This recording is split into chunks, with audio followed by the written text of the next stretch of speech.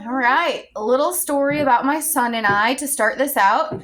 I was going to change the name of this channel, Sam's Story, to something else better, but I couldn't do it.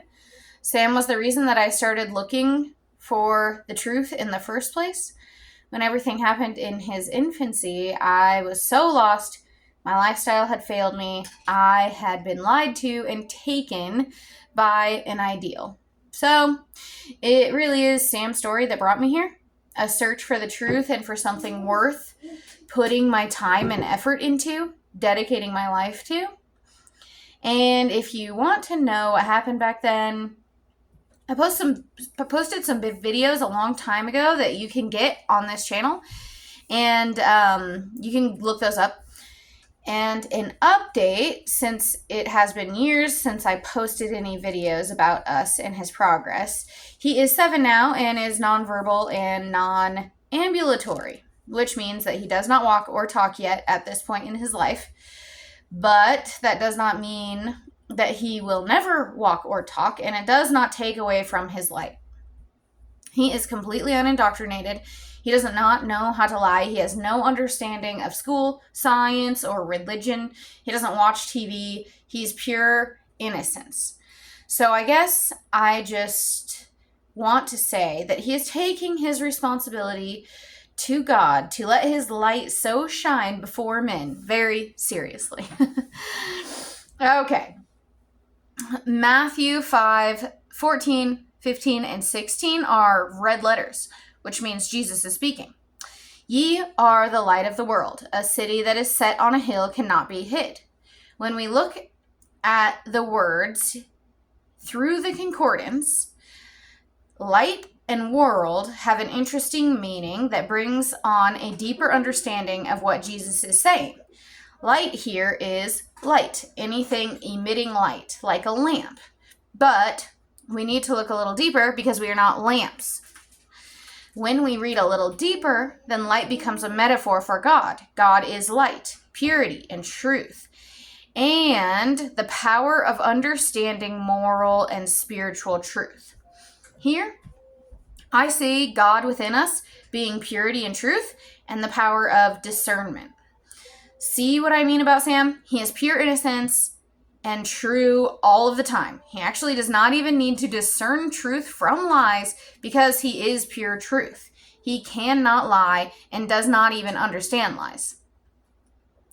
World here in this verse means the ungodly multitude, the whole mass of men alienated from God and therefore hostile to Christ. Okay, now let's read the verse with the meanings inserted. The meanings from the concordance. Okay, and that is online. Ye are the light, the internal spark of purity and truth with the power to discern spiritual truth of the world. The world being the ungodly multitude that is hostile to Christ. So ye are the spark of purity with the power of discernment in the ungodly multitude that is in the world. Now, verse 15, Matthew 5:15. Neither do men light a candle and put it under a bushel, but on a candlestick, and it giveth light unto all that are in the house. Light here means something different in the concordance. It is simply to set fire, to burn. Everything else here, every other word, also means basically what you think it means. So, to me, this verse is saying that your internal ability of discernment and understanding purity and spiritual truth is there for all to see. Verse 16. The interesting thing to me in this verse is good works. Jesus says, let your light so shine before men, that they may see your good works, and glorify your Father which is in heaven.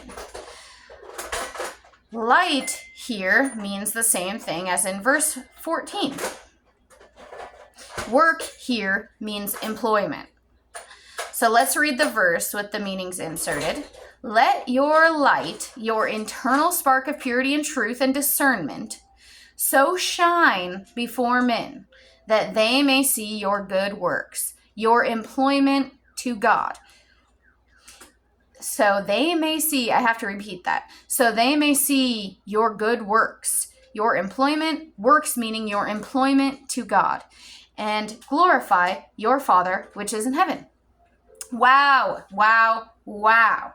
So when you work for God, and you work on, for, and with your internal spark of purity, truth, and discernment. And then other men will notice and begin to glorify God, the Father of lights in heaven as well. This is very important to God. It is more important to God than becoming a scholar or a priest or a political leader.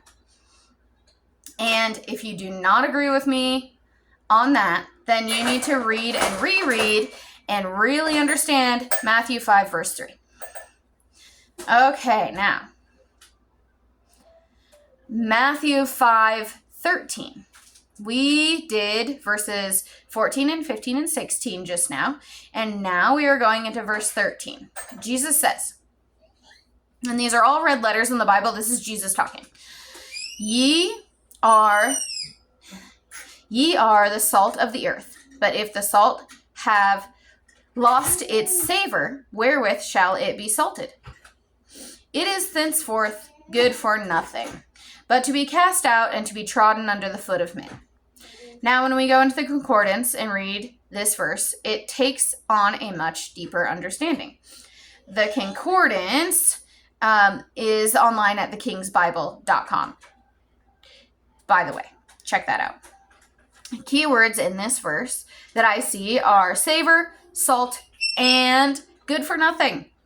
Savor here means to be foolish, act foolishly.